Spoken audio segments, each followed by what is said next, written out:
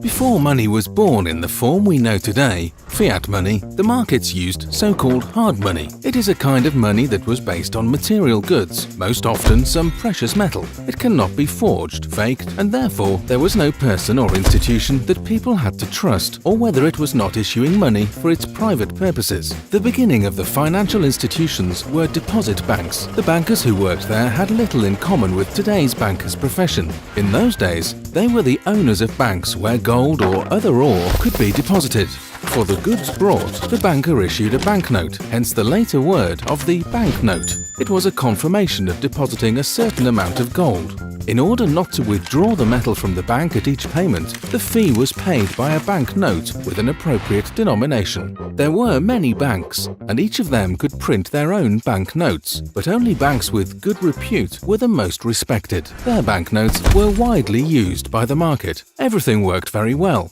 However, cunning bankers also appeared. They came up with the idea of issuing more banknotes than there is gold in their vault.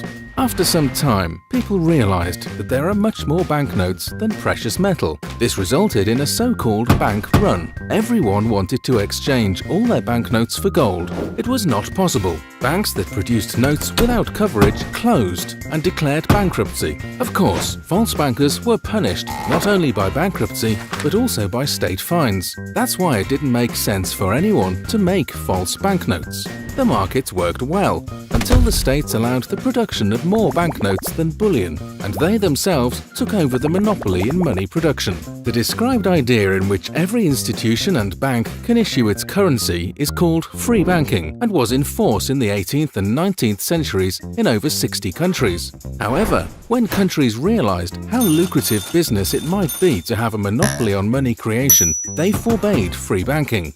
The currently valid system, central banking, was established. So-called fiat money was created. It is a denial of everything that existed in hard money.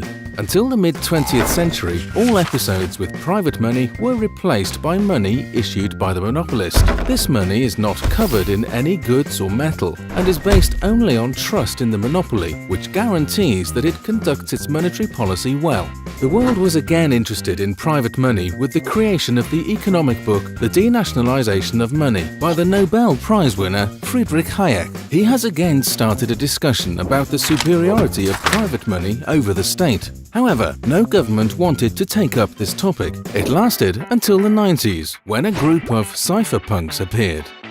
In the next episode, how cryptocurrencies were created.